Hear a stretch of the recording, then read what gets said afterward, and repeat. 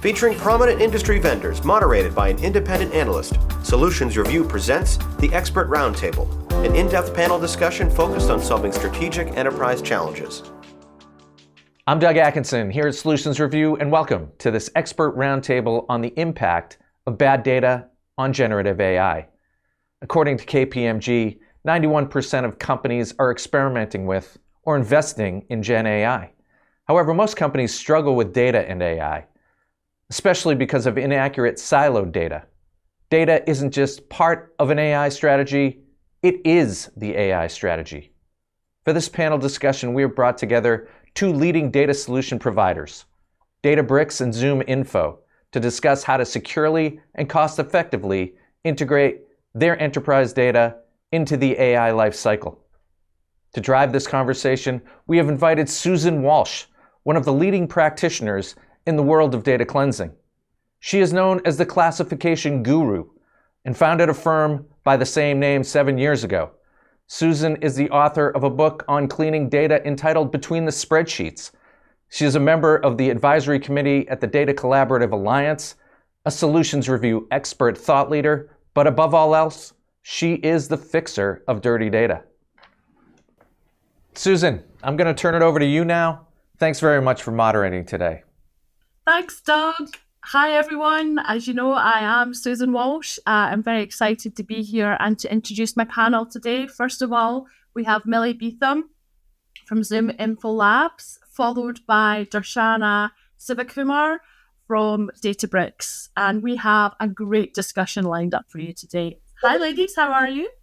Hello. Great to be here. If we start with you, Millie, why don't you tell us a little bit about yourself and what you do at ZoomInfo? Yeah, sure. Thanks for having me today. It's great to be here. I'm Millie Beetham. I'm our Senior Director of Go-to-Market Innovation and ZoomInfo Labs. ZoomInfo Labs is our strategic services organization at ZoomInfo. And I spend all day thinking about data and go-to-market strategy. And today that is going to be centered around, AI specifically. And I'm really excited for this discussion. Thanks for having me. Great. And Darshana, how about you? Hey, everybody. I'm Darshana. I am a product lead at Databricks, working on Databricks Marketplace as well as our collaboration platform. Databricks is a data intelligent lakehouse platform. And again, as Millie said, super excited to be here and have this conversation about the impact of bad data on Gen AI and collaboration. Before we get started with this discussion, I think it's really important to define for the audience what bad data is, because we all work in different roles with different types of data, and so that can mean different things to different people. It will not be an exhaustive list, but here's a few examples of things that you might find in your daily data that might not be quite right. And that includes things like typos. So how many times have you seen a company name misspelled, a person's name, a description, something like that? We have things like incorrect descriptions. So it might be a product, for example, and it might be a bolt and it's been described as an apple, something like that. Believe it or not, it does actually happen. Then we have things like information in the wrong columns. And this happens a lot with addresses. You often see the zip code in the city column or vice versa, or the whole address squeezed into one little cell, which doesn't do anyone any good. As well as that, we are increasingly a global business community, and we see issues with units of measure. There's often can be no standard units, and so you might be talking in centimeters, but the person that is on the other end of the conversation is talking inches, and there could be miscommunication there. Same with things like miles and kilometers. It can cause all kinds of problems. I've seen it happen. And then one of my favorite, or maybe favorite examples, not my favorite bad or dirty data, is formatting issues. And that can be anything from addresses to things like dates. And I can't see the chat right now, but if you are in the chat, why don't you put right now how you format your date? Because you could have day, month, year. You could have month, day, year. You could have year first. But then also, how are you separating that? Is it dashes, slashes, dots, or no separator at all? So you can end up having quite a few versions of the same date. And especially with the world of AI coming in, things like being able to understand the right date format is going to be really important, because if it misreads a US or UK date as vice versa, then it's going to cause some issues. And of course, all of those examples I just shared with you lead to our good old friends, the duplicates, multiple versions of the same things, or as I like to call them, near duplicates, where it's almost the same, but not quite. So you might have a Robert Smith and a Bob Smith. They're the same person, but they're not quite the same. They're not an exact duplicate. Why does it matter more than ever now to have clean data and to really make sure that it stays clean as well? There are so many advancements in AI right now, and all of that tech is based on learning from clean data. And if you don't have that clean data, it's going to learn from bad information, and it's going to spread that information across your data set that's incorrect. And it's going to be a real pain in the backside to fix. It might be even difficult to trace back what is correct and what's not. And that's why it's so important from the very beginning to have those clean training data sets so that the AI can learn correctly. But without further ado, let's get on to the discussion, because this is enough of me on screen now. Let's talk about the common data quality problems that companies face. And I know, Millie, you have some experience on this. Yeah.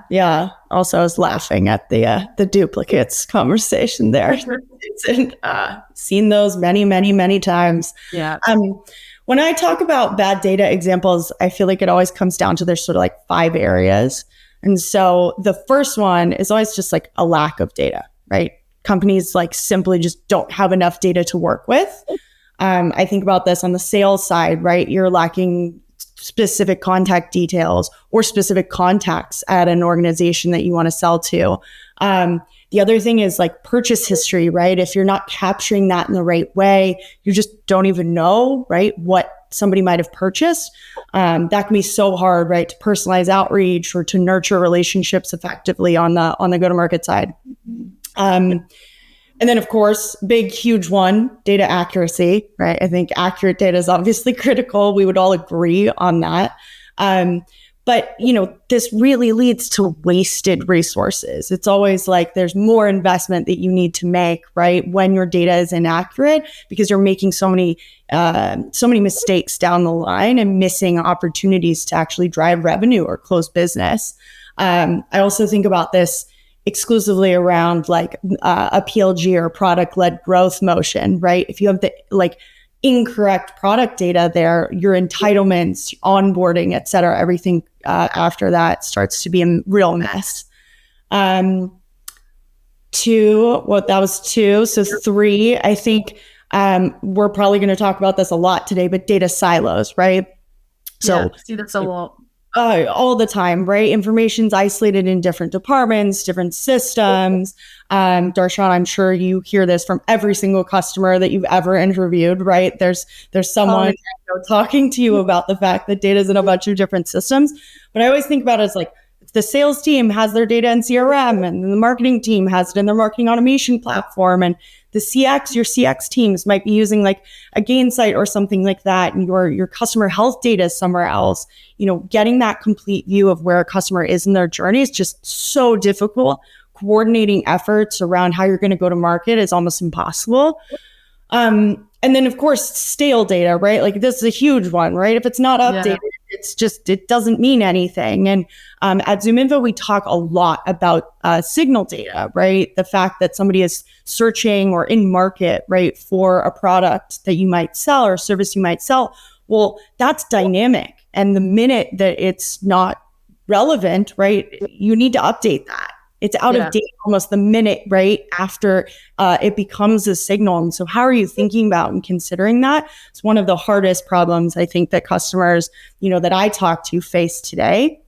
And then just at sort of like the roll up of all of those things is the reliability of your data, right? I see lead scoring data all the time where people just don't believe it. It's not reliable. It's not coming into their systems in an accurate way. It's not updated, in a timely fashion. And the sales team just either doesn't use it or they chase leads that aren't, great opportunities, and you're just missing out, right, on revenue down the pipeline. So that's sort of the 5 areas that I always think about when I'm talking with customers. I'm trying to figure out exactly where or which, combination of those 5 is really the biggest issue for them.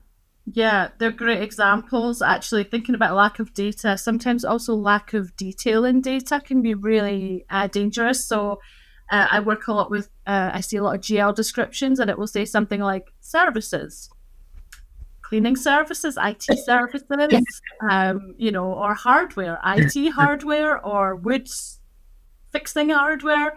And then that can cause misinterpretations, misclassification, and I'm sure that happens a lot. And then also with data silos, I'm sure you've experienced this, that M&As, mergers and acquisitions, cause so many different systems. But, you were talking about even like the different types of systems. I know some companies that globally might have like up to 20 different instances of SAP around the world, and then that causes silos too. So you might think you have the same system, but you don't. So yeah, thanks very much for sharing that. And there's, as you said, there's tools, there's platforms, there's regions, there's clouds.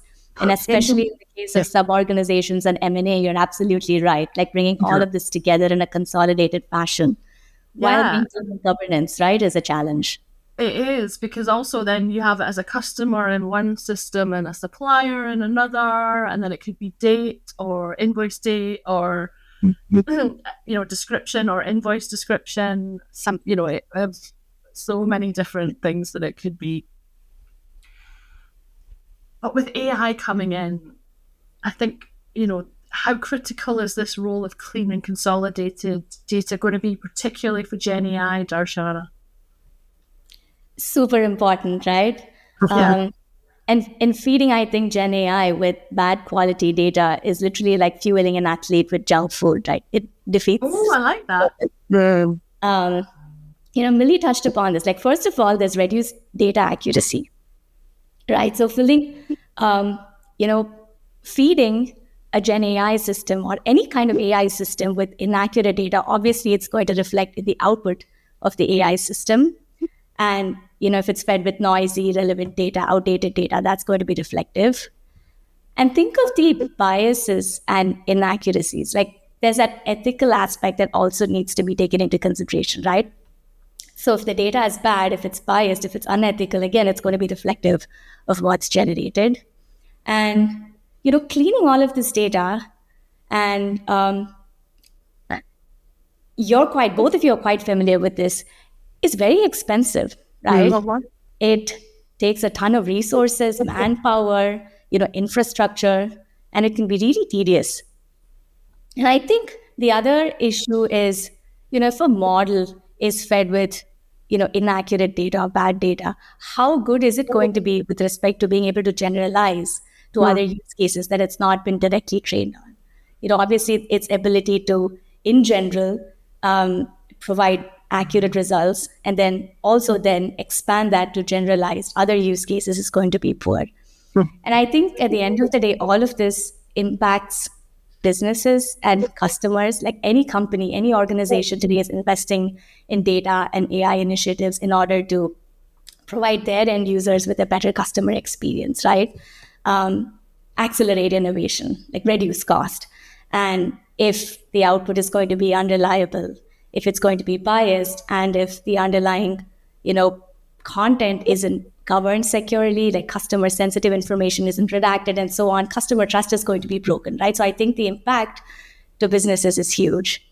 Do you find, I see this a lot, and I just wonder if you see the same, but many organizations are reluctant to clean their data and invest in that at the start of a project, and then you get halfway through a project and it's like 2-3 times the cost to fix it because it's caused so many problems. Yeah, absolutely. I've seen that happen all the time. And I think this is why it's so essential, even before embarking on any kind of, AI data journey, to consolidate data, ensure that obviously the data quality bar is high and it's maintained consistently throughout that, project and beyond, right? Because you're absolutely right. I think catching it later and then trying to go in and fix the issue is a lot more complicated. And there are a lot of downstream dependencies. It's hard to promote prevention rather than cure. Yeah. And sometimes I think senior decision makers don't really understand how important it is. Sometimes I use fun visuals to kind of highlight it in a, like underplaying it, but in a fun way. So there are a few visuals out there. There's Chihuahua. Is it a Chihuahua or a muffin? Is it a dog or a moat? Is it an apple or an owl? And it's just the data, the AI hasn't been able to differentiate between those. And if you look at the images together, and we'll hopefully pop them up, you can just see that, it's a really simple and funny example, but it's, someone had to categorize those images to start with. And if they're not right, then the AI is not right. And sometimes I think we just need to make it in a more relatable way to the decision makers for them to get on board with the data cleaning process. Well, they're also removed, right, from the sort of day-to-day. I think there's that, that space between the decision around investment in the projects and the core initiatives to do the thing, but not necessarily, right? I live in the go-to-market world, so I see this every day. You're not in CRM necessarily pulling reports and putting together lists. You're not necessarily feeling that pain day in and day out. You're just reading the reports out at the top and not understanding sort of all the in-between intricacies day in and day out as a senior leader as often. Very true. Something I like to do for my clients is put the before and after, so the clean data in a new column to show the visual difference, because most people could look at a spreadsheet and not look if it was clean or dirty, but if you have it side by side, then it's a little bit more powerful. Yeah. Do we have any strategies for acquiring good quality data? Yeah, I think choosing relevant data sources is critical. And I think these data sources are both internal to organizations as well as external to organizations, right? So every organization has a ton of enterprise context about their customers and, what their customers have done on their platform or using their products, right? Customer preferences and all of that. And then, of course, based on industry, there's a ton of external data as well that organizations can use to augment their data to provide a better customer experience, right? So an example could be an agriculture company leveraging weather data to understand, weather predictions to foresee crop yield, right? And actually at Databricks, we've collaborated with amazing partners like ZoomInfo to bring great quality data products, and actually not just data products, also AI products, including AI models, notebooks, and solutions accelerators, which are prepackaged solutions, which come with some out-of-box use cases to enable customers to get started with these use cases. And Databricks Marketplace is an open marketplace that's built on our open Delta sharing protocol that, again, enables no copy, no replication sharing. I think a great start is to source good quality data, both externally and internally.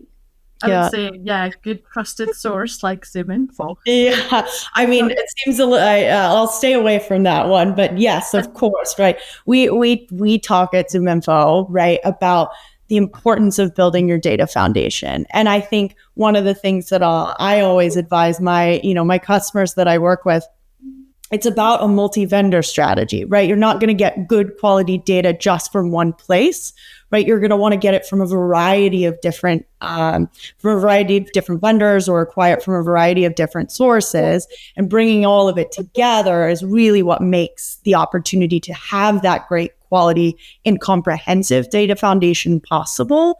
The sort of other side of that, right, is as you are leveraging those external data sources and thinking about acquiring good data, like acquiring really quality data, it's about doing that in concert, right, with a data management initiative. I think one of the things that has happened or maybe been allowed previously, but now that we are thinking about all of these AI initiatives and possibility of building with that technology, you have to do it in concert. You have to acquire good data at the same time that you are sort of putting forth right? A great data management or governance initiative.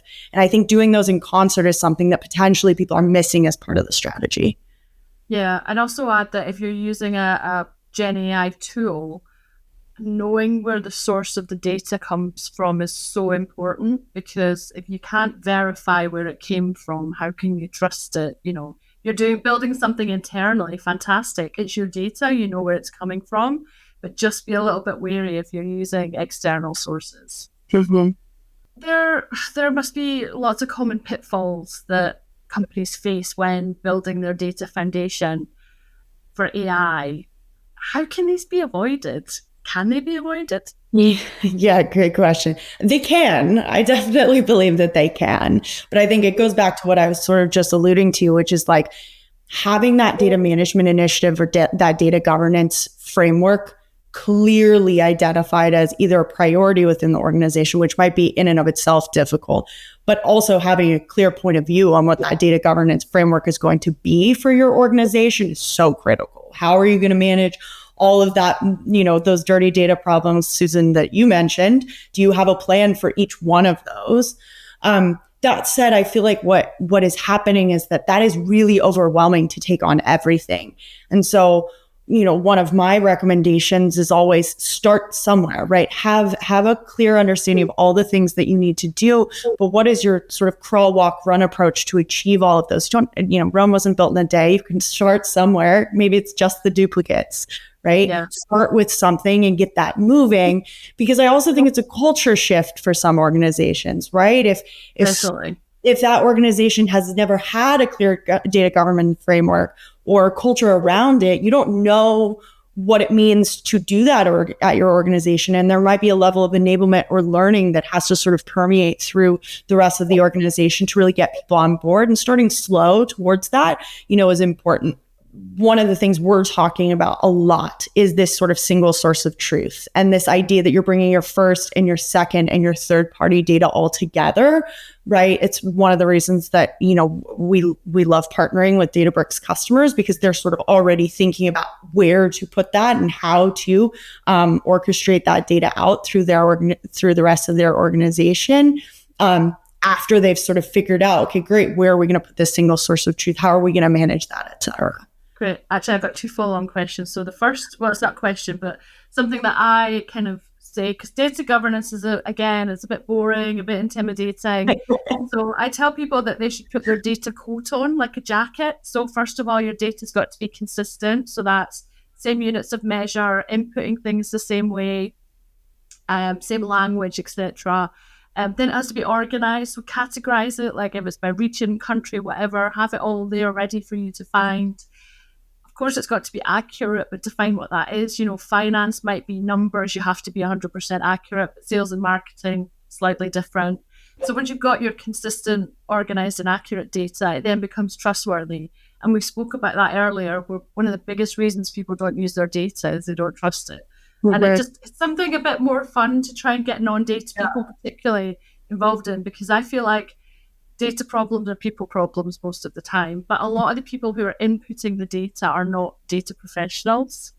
I don't know if you've experienced that as well.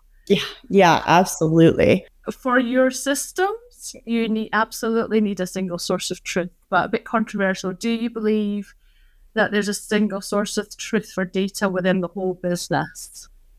I think there can be a single source of truth pipeline for the entire business. Yeah.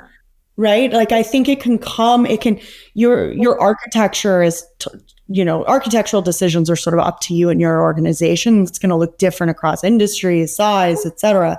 But I do think that, like you mentioned, Susan, like there are these certain key points, right, that could be sources of truth or decisions that are made around these things must be true, accurate, correct, et cetera, or meet some standard. And then that pipeline has to connect to the right places to at least give some sort of level of benchmark across, certain places around, they're using that data for execution purposes, et cetera. Yeah. And to add to what Millie said, I think sources of data are varied, right? Of course, there's going to be data that's living across different products, tools, regions, clouds, right?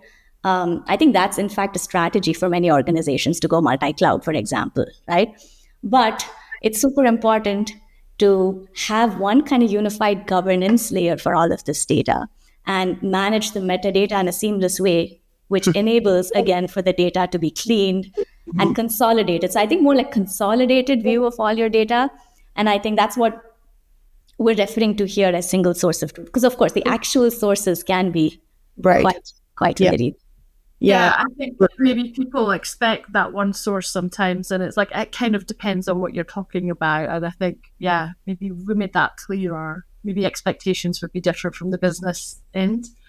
But thanks for that. And back to, avoiding pitfalls, Millie. Any more top tips for us? Yeah, well, I think Darshana just mentioned a couple, which I was going to say, and I think they're really critical. I have been talking more about metadata management with folks than I ever have. Like understanding the descriptions, what those data points are, right? Building your dictionaries, right?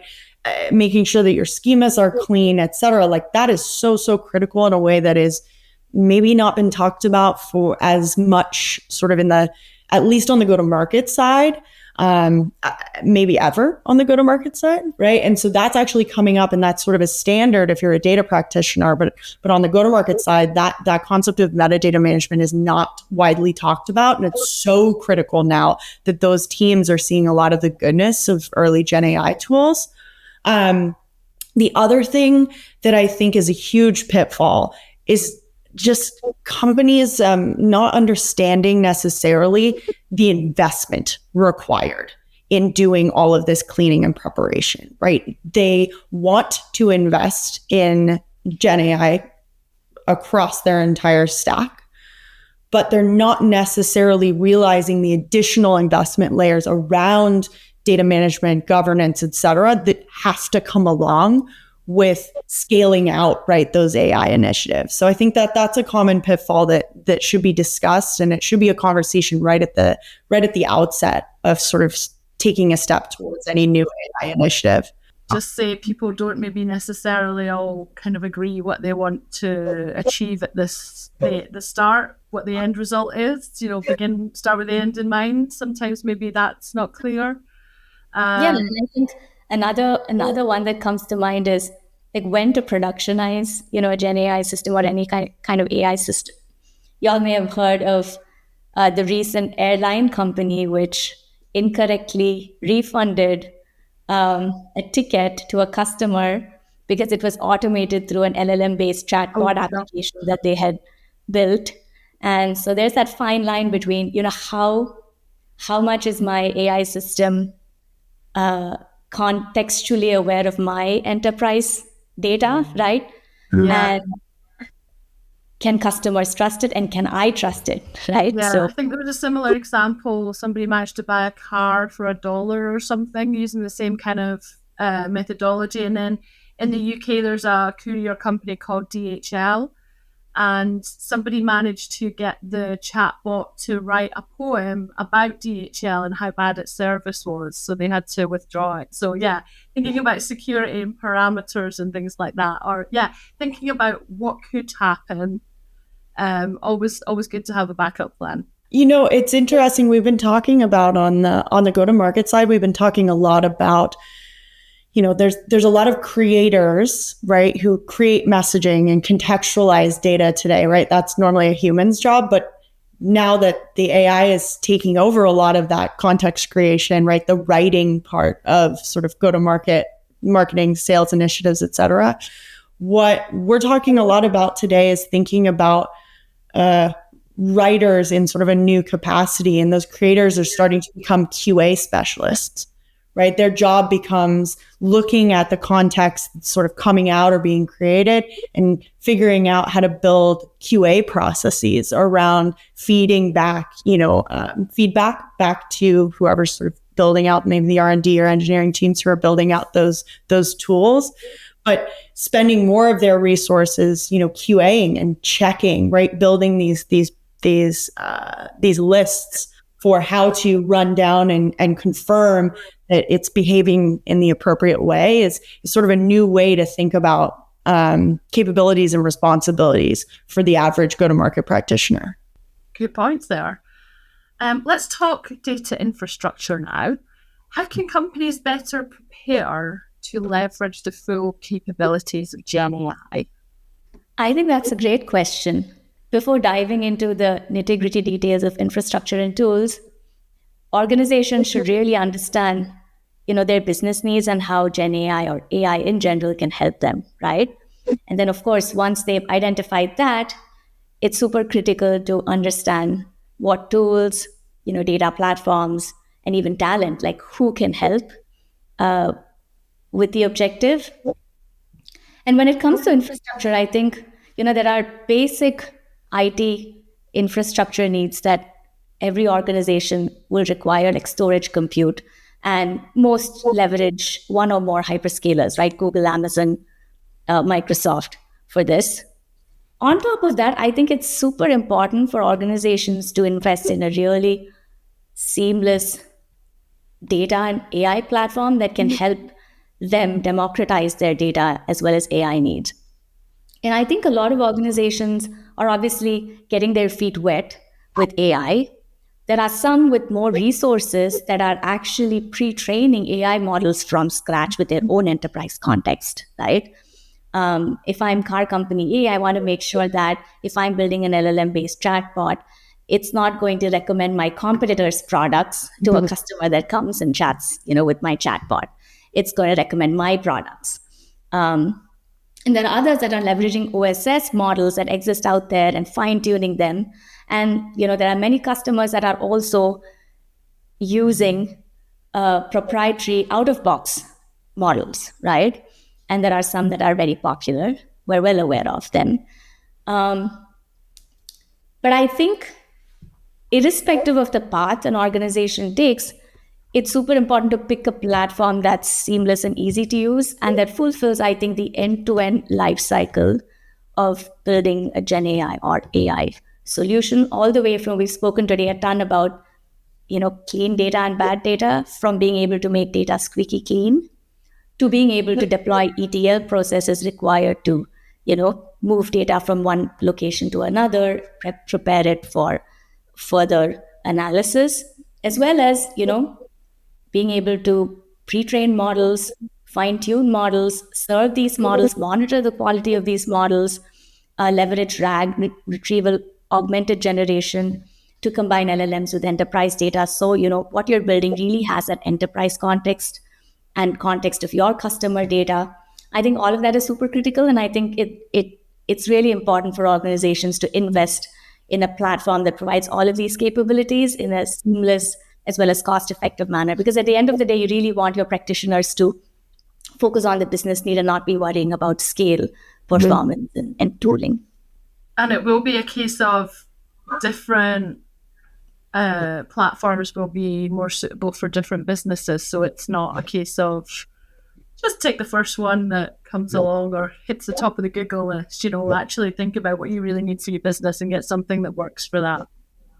Exactly. And I think there are lots of disparate solutions that help with different pieces of the life cycle required to prepare, or create a Gen AI solution. And I think it really helps to consolidate, pick a platform that does end-to-end as much as possible. So again, there's a little bit less of that siloed infrastructure in place. And I would say, don't be scared, right? A lot of us made decisions, immediately to take advantage of the opportunity that, the market is telling us that we have to around Gen AI. And there's decisions that were made early on that might not be the best decision for your business. Yeah. I think it's okay to have made a mistake, right? And invested in the wrong solution, one that isn't end to end, that doesn't consider everything you want to do throughout your entire AI lifecycle. That's okay. And I think people should be more willing to sort of make incorrect decisions early on as we're sort of all figuring out what is best practice together. Well, it could cost you way more in the long run to continue using the tool that's not right for you. So the next question is to both of you and everybody. How are you addressing these challenges within your own organization? So whoever wants to go first, without giving away all your trade secrets. How about Millie? Yeah. Well, So on our side, I think specifically like our challenge within ZoomInfo specifically, and then I can talk about how we're sort of supporting our customers and our partners. But, as I mentioned, we believe really, really strongly in that single view and finding that sort of like view of truth. I think I liked the adjustment, Darshana, that you mentioned instead of source. It's that single view, right? Of first and second and third party data. And for us, that's super, super important to get right so that it can feed, right, all of our other connected applications and feed all of our go-to-market motions. At ZI specifically, right, we take a really collaborative approach to how we approach go-to-market. So it's ops and sales and marketing all coming together.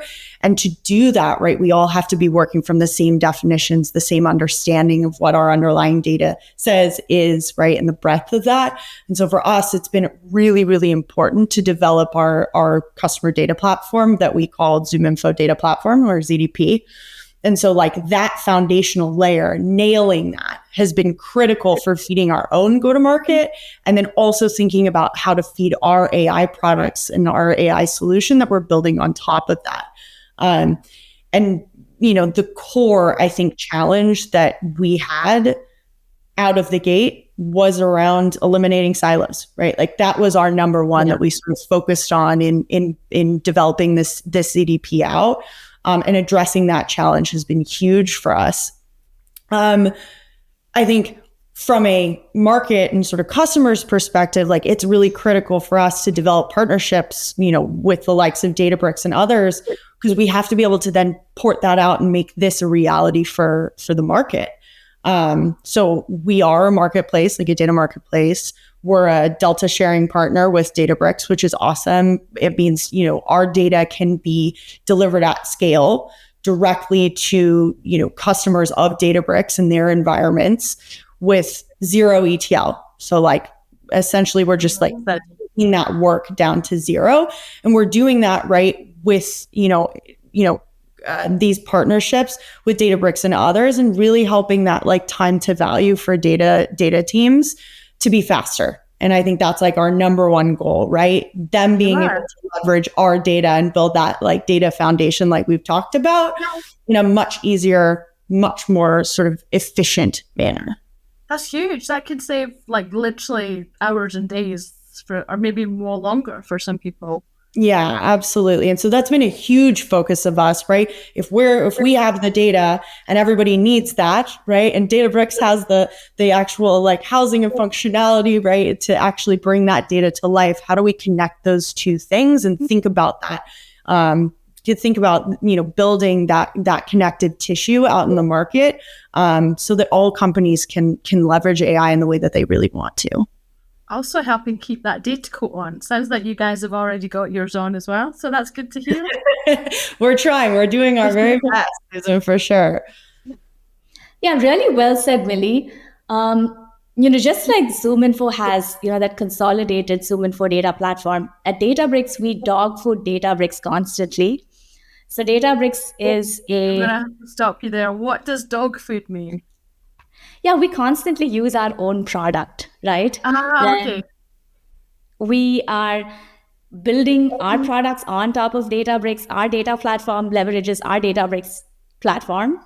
And at the end of the day, Databricks is a data intelligence lakehouse platform, and it provides end-to-end data AI capabilities from warehousing and ETL all the way to Gen AI capabilities. And, we have a governance product called Unity Catalog that we use to govern all of our data assets within our organization. Everyone at our organization has access to this data and can use it basically to democratize decision-making, right, within Databricks. Yeah. And, it touches upon all the best practices that we've discussed today on, good data and how it should be maintained. It should be fresh. Obviously, it should be consolidated.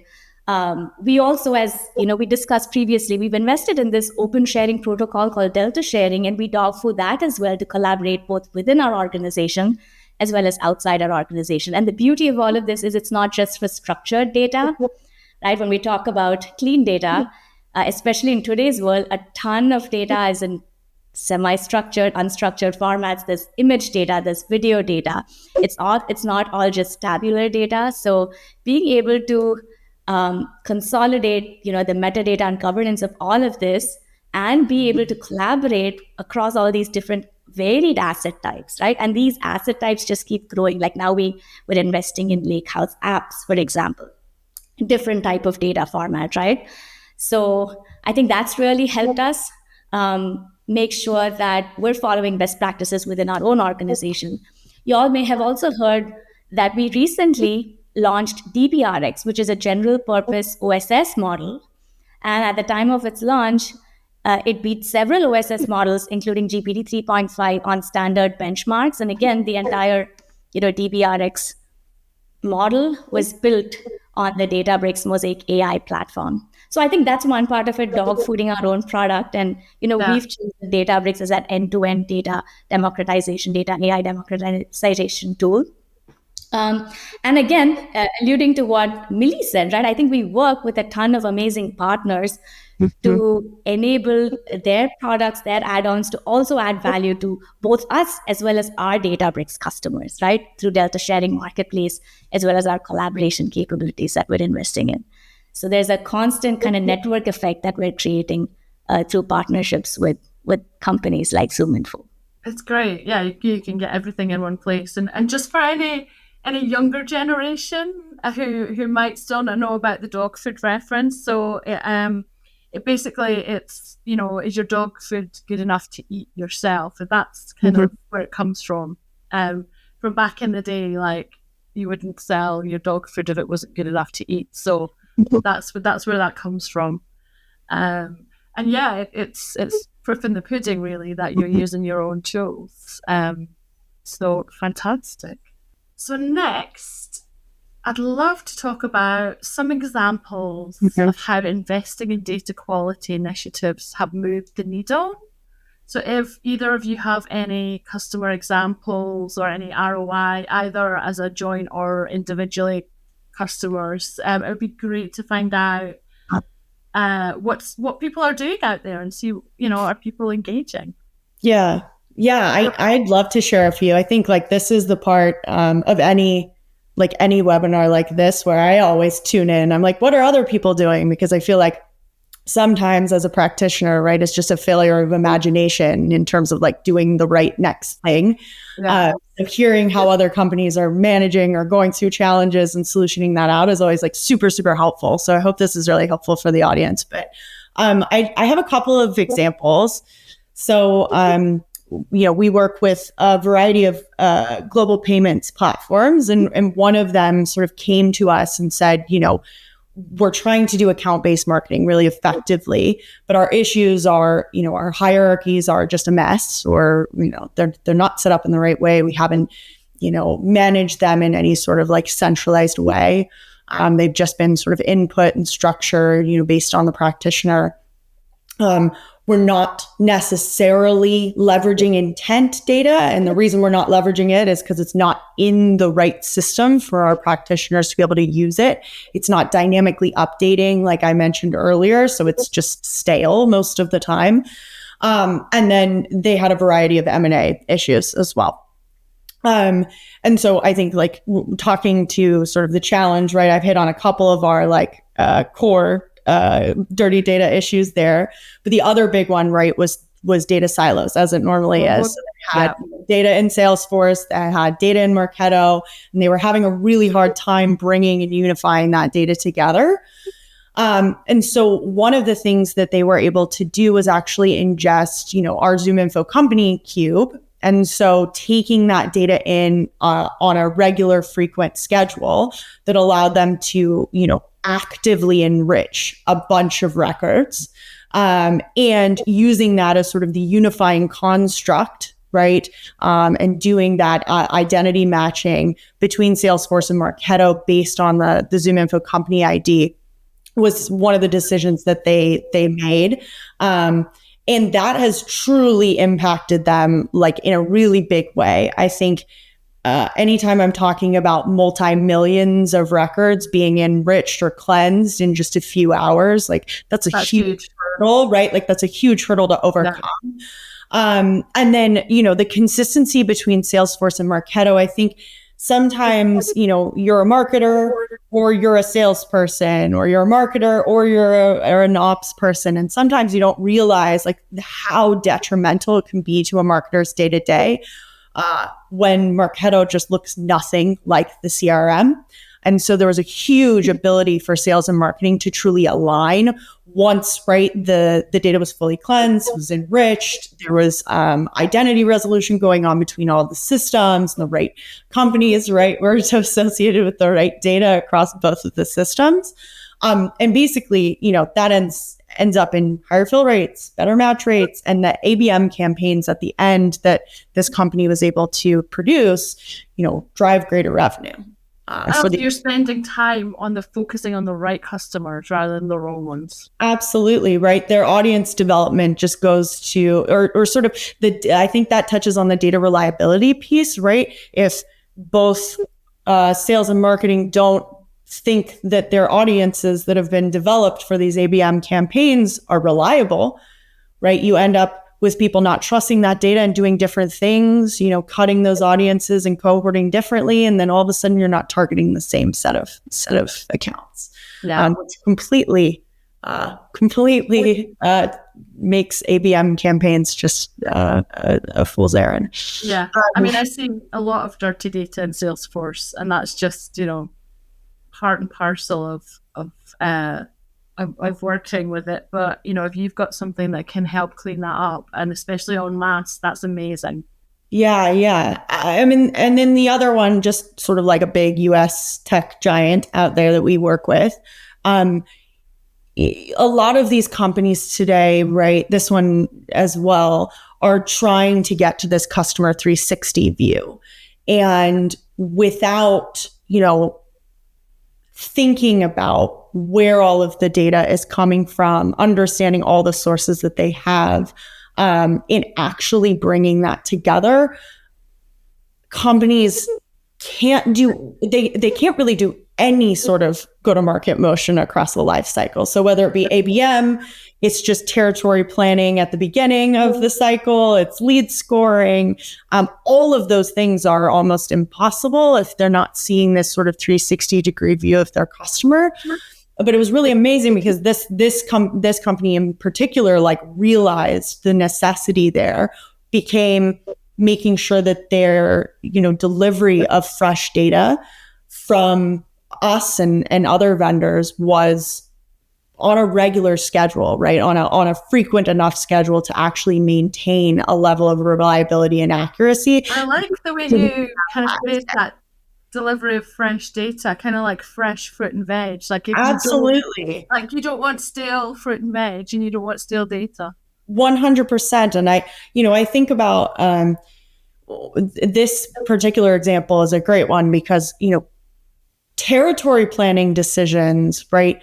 If you haven't recut territories or resegmented how you are selling out into the market for a very long time, that means that you sort of left your data for dead in a lot of ways, right? Because recutting territories or resegmenting requires you to go back and look at the cleanliness and the accuracy and how actually dirty your data is. If you haven't done that for some time, you're going to uncover a bunch of issues. And so basically what they said to us is like, hey, like, we want to take this project as sort of the core initiative to really restart that cultural shift around data management, around data accuracy, and just general cleanliness. And I think it goes back to what we were talking about. Like, sometimes the people and the culture is where you have to start in terms of making meaningful change around data management at your organization. This company actually increased, right, their territory planning sort of accuracy by 25%. And wow. It was huge in terms of what they were able to do across the organization and globally throughout their markets. Fantastic. And I'm sure Darshana, Databricks have got some great examples as well. Yeah, those were some really great examples, Millie. We also work with, many companies, organizations like Rivian and Block. They're building their own large language models with us. And I think the underlying theme is they're leveraging Unity Catalog to govern their data and consolidate all of their data silos, right? So Rivian, the electric car company, their AI model, it's trained on all their enterprise context data, and it can help their cars switch lanes and even optimize energy consumption. Wow. And it really helps because it's very impressive. And it helps because it has the enterprise context of Rivian. It's competitive against their competitors. And similarly, Block, previously known as Square, they've built a model for their customers to interact with the Square app. And again, it has all the data intelligence required and the context required, from Square itself, which really helps. And then, I just know that changing their name is going to cause so much dirty data in so many systems across the globe. Absolutely, right? Their rebrand. The number one dirty data culprit. And then there are also lots of organizations that are breaking down silos using, Delta sharing, which is the open sharing protocol that, we've built. And there are organizations like Coastal Community Bank and Cox Automotive that are using Delta sharing to break collaboration barriers. And organizations like Edmunds as well, they're leveraging third-party data through, Databricks Marketplace and using that to augment their internal data to derive more value for their customers. So there's a ton of examples across the board from, data collaboration and governance to Gen AI. Yeah. I think one other just general example that I'll mention, because I see it all the time, is that, in go-to-market, ICP scoring is a pretty, regular part of, your go-to-market strategy plan. What's P scoring? ICP, so ideal client profiling. So identifying, within your TAM, which are best fit, which companies do you want to go after in your market? And, how much of a fit is that company, matched to sort of core attributes, right? That match that company and their firmographics. But what I'm seeing is that prior to having all the access to tools like the Databricks Marketplace and the Delta sharing and having access to data in sort of Cube and data as a service delivery formats like we offer at ZoomInfo, you kind of had to say, okay, I'm going to build this ideal client profiling and profile score. And you had to build your TAM off of very few data points. You'd have employees, and revenue, industry, maybe a few others, maybe location, but that's about it because that was the investment and that's how much you could actually warehouse and keep accurate, et cetera. There's so many tools now that allow you to keep a much more comprehensive data set, accurate, up to date, clean, et cetera. And what I'm seeing is companies are now able to use hundreds of different attributes in these ICP models that they're building. And the accuracy of their targeting is just accelerating astronomically because you're being able to pull in so many more underlying inputs. And I think if we think about that in the same way with AI, right, the more input into that model, into through RAG, and using an existing sort of market model, the output is so much better.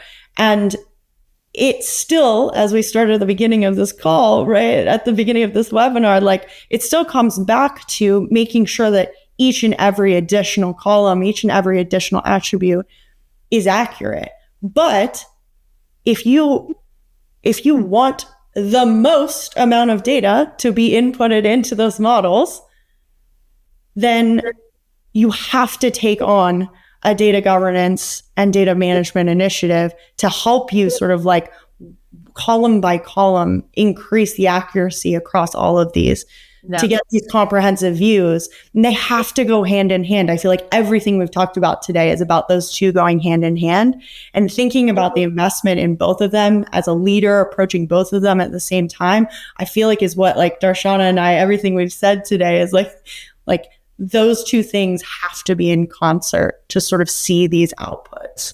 You're absolutely right. can't disagree with that. Anyone watching this, that is the way to move forward and gain competitive advantage. Just a couple more questions before we round up. So very quickly, what do you see as the future of AI, Gen AI for go-to-market? I've been working in sort of outbound. I've been building outbound, at-scale outbound programs in go-to-market for almost 10 years. And for a very long time, we've talked about personalization at scale being possible in B2B. And with Gen AI, it's just truly possible, right? This ability to analyze this vast amount of data, and actually create highly customized experiences for prospects. That's what we want before we do. It's like, it's possible now, right? Yeah. This row by row. We've always talked about this on the go-to-market side as row by row relevance. Normally you can get to sort of like company or persona level, but with Gen AI, you can actually get to row by row relevance, right? All those inputs about a person and their company and where they work, you can input those and come out with this highly customized experience that's individualized, which is just such an exciting future to be a part of. The future of GTM with Gen AI is like having a super smart sidekick who really knows your customers, even better than your customers know themselves, right? And Gen AI really helps with scaling, obviously the speed of content delivery and all of that. So super excited for the future of Gen AI and how it's going to intersect with GTM, as long as, again, it's done in an ethical way, responsible way. Yeah. Well, I can't believe it. I could talk for another couple of hours on this. It's so fascinating. Closing thoughts. I think the thing that, Millie, you've basically said the strongest points to come out of this whole session would be clean data governance, and the right tools. And then you're in a good spot. If you have one piece of advice for everybody watching today to take away, what would that be? So, Millie, first of all, how about you? Oh, I think maybe, Susan, you mentioned this at the beginning a little bit, but I feel like what we're rolling around here is data isn't just part of the AI strategy. It is the AI strategy, right? We're talking inputs and output here. And if your inputs are data, then that is your AI strategy. And, ZI is really committed to continuing to support, ZoomInfo is really committed to continuing to support the market and the company data they need, the contact data they need, the intent data they need, the IP to company graph data they need, hierarchy, et cetera. We've talked a lot about these different data types today, but in terms of that structured third-party data, our job is to make sure that the market has that to drive those inputs and really leverage, AI in the way that they want to. Thank you. How about you, Darshana? Yeah, I would just like to drive home the message that I think it's super important to invest in a quality data and AI platform that helps with, governance, breaking data silos, and all the end-to-end kind of functionality that you need, right, to democratize data and AI. And, we actually have our annual Data and AI Summit. It's the world's largest data and AI conference that's coming up very soon in person in San Francisco from June 10th to 13th. And you can also join virtually. And we'll have a ton of great content. ZoomInfo is also going to be there. And ZoomInfo CTO is going to present on crafting the future of go-to-market with AI. We have a ton of amazing sessions that will be taking place at the conference. So it would be a great opportunity for practitioners to join and learn more about the latest. Well, ladies, thank you so much, Darshana and Millie. It's been an amazing discussion. So many great examples and tips and really not talking about the fluff of AI, but the really nitty-gritty important stuff. So I've really enjoyed our discussion. Thanks so much for your time.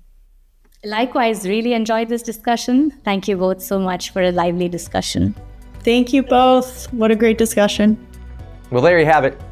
Another expert roundtable in the books.